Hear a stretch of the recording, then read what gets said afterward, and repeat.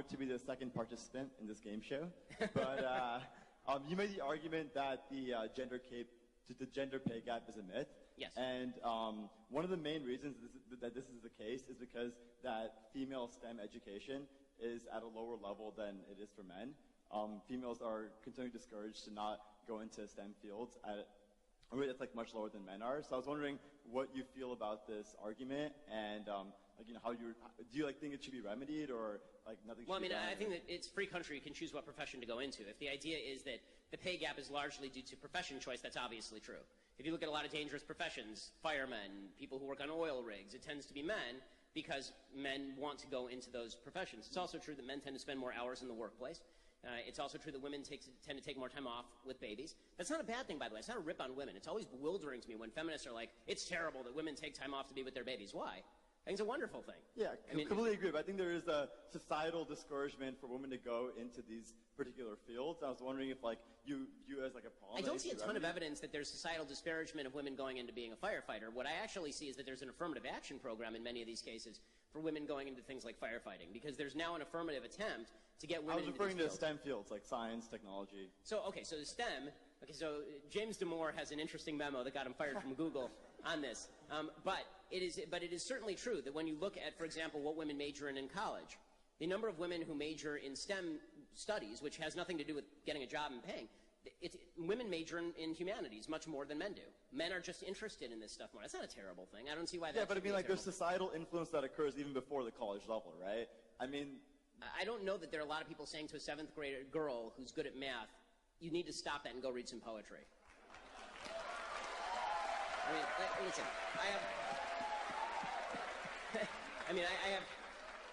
I have 3 younger sisters, right? I have, my wife is a doctor, by the way. So talking about STEM, my wife's a doctor.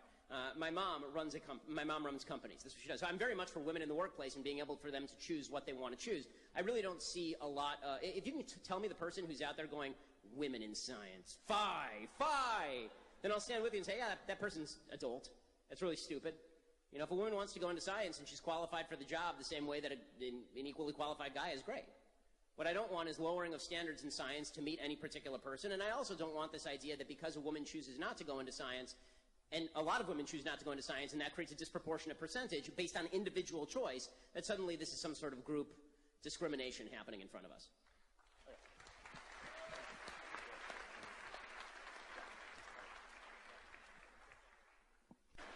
Hi, thank you for coming. I do not disagree with a lot that you just said. That's why I'm here. Yeah, so let's talk about institutions, because you're saying we should not blame the institutions. I have an example, and please tell me why you think, you know, that person per se is not victimized. So let's start with the beginning of a life. You're a baby, you were born into a really poor family, in a really poor community, where the school is not good. Where crimes are high. You as a baby, I think, you know, you're quite helpless there. And I would, according to, you know, my thinking, I would say that's quite, you know, unequal. And that is, you know, I feel like that person, because if you think about education, that should be a public good. In my opinion, it should be provided equally in all communities instead of just based on, you know, how rich your house is. Just could you respond to that? So I mean, so if I'm getting your question straight, because there's a bit of an echo here. So you're suggesting that children grow up in unequal circumstances because of the school district they go to. Not all schools are equal. There are a lot of public schools that are garbage, and so kids don't have an equal access to success. Yes, and I feel like in my world, in my political thinking, I think that is inequality, and that is institutions failing people. So I agree with you that not all public schools are good, and I agree with you that there is such a thing as inequality. Of course there's such a thing as inequality. We're not all born in the same place. We're not all born equally intelligent. We're not all born with equal gifts. Some of us are born smart but short and will never play in the NBA. You know, like we're not all born, like this is just a truism. The question is there inequity? Right? Is there an equity that needs to be remedied? And the question then is, what's the best way to remedy that inequity? So when you say that there's inequality, is that because there are a bunch of rich people who are screwing those poor kids out of a good school? I don't think so, because we're spending oodles of money in the public schools, particularly in poor areas, and it's not paying off very well. What I would suggest is that the best possible solution is to devolve those dollars back to parents who presumably care about those kids more than the public school system does, and allow them to choose the schools for their children. So I can agree with you that there's inequality, then the question becomes, okay, how do we solve that problem? So again, inequality and inequity are not the same thing, and equating the two, I think, is a mistake. You can do a follow-up, that's fine. Thank you. So I feel like, if we're getting really scholarly and academic here, that is exactly what Rousseau is saying, essentially talking about natural inequality and contrived inequality. Natural inequality would be inequality that you're saying, inequity would be the contrived one. And I feel like now in our society, in the institutions is contributing to the ultimate contrived inequality, in the sense that children just do not have access to the same level of education. Granted, if they. Well, I mean, so if we're going to construct utopia and then suggest all children are going to have the same level of education, that's just not reality. Okay, there's no place on earth that has that because that's just not the case. So you're right that there's a difference between difference in smarts and difference in the poverty situation in which you grew up. But the truth is that the biggest inequality the biggest inequity and inequality, I would say, is parents who decide to get pregnant out of wedlock. I mean, if you want to look at academic underperformance, it has much less to do with the school that you go to and much more to do with your family situation at home. Again, I'm not arguing with you that any of these things are a problem. The question is, quote unquote, who's to blame? And I think this is where we get into a problem in politics, because the idea is that the person to blame must be the rich guy down the street. I don't think it's the rich guy's fault. I think that there are certain things in life that just aren't fair. And then the question becomes, okay, how do we maximize opportunity without invading the rights of somebody else? And I think the easiest way to do that is to let people keep more of their own money and to do more to privatize the school system and give people more choice. Thank you. I appreciate it.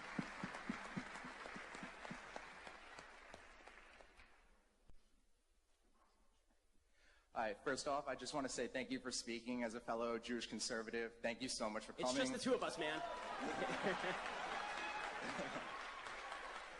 So I wanted to ask you, do you believe that there's an explanation for why victimization has become the main tactic of the far left to gain support of the people? Yes. So I think, first of all, I do think victimization was always a tactic of the far left. It was just economic victimization, right? Marxism is based on the idea that the proletariat are going to rise up and overthrow the bourgeois, that there's this vast group of underprivileged people, as they call it, who are going to rise up and they're going to break the chains that bind them and take over the world. So it was always based on this notion that you're being victimized by somebody else. But in the 1960s particularly, it was clear that as America was thriving so much in the 1950s economically, and America had become this great world power, the prominent world power in terms of the economy, it was very hard to make the case to people who are not as wealthy that you need to rise up against the country that's creating all your wealth. And so instead, what the left decided to do was misdirect into a legitimate grievance, which was an ethnic-based and sex-based grievance, which made a lot more sense in the 1950s and 60s than it does in 2017.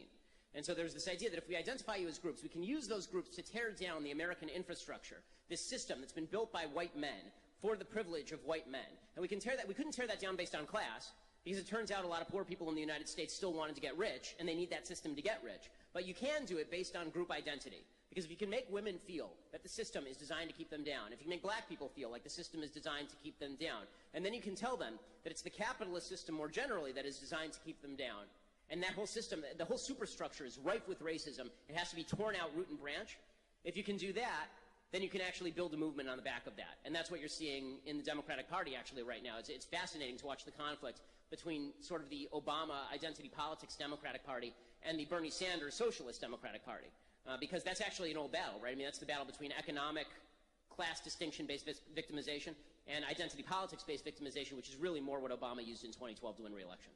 So would you say this is more of like get-rich-quick scheme, or if I can't be rich, no one can? Well, I think that it depends on which people you're talking about. The people who buy into the idea of victimization, I don't think it's a get-rich-quick scheme so much as an I feel victimized scheme and I don't feel like taking responsibility. But for the people at the top, I think that it actually is a get-rich-quick scheme. I think the people at the top very often know exactly what they are doing and know, because they don't live like this, right? I mean, Barack Obama didn't live his life thinking of himself as a dramatic victim of society until he decided to write Dreams for My Father and revise everything, right? But the fact is that Barack Obama is a guy who really achieved his whole life. I mean, he was an achiever. And if he had been sitting around thinking how victimized he was his whole life, it would have been very difficult for him to get where he got. Awesome. Thank you. Thanks so much.